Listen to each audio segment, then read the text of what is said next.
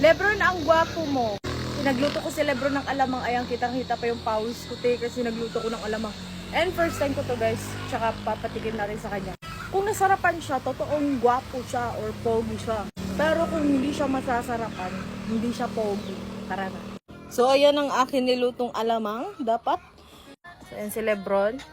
So, Lebron, dapat, pag nasarapan si Lebron, ay, hindi makakuha.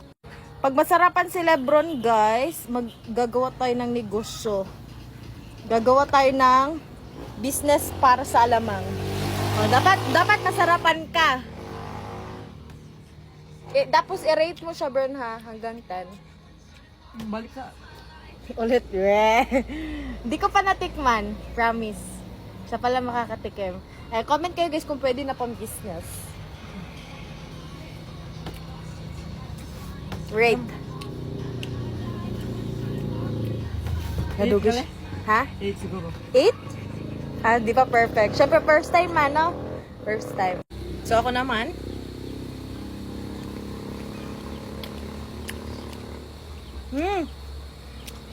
Dami, ma'am!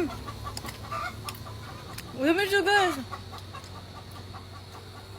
Oh, kung i-rate na ko, nasa 8.5 or 9.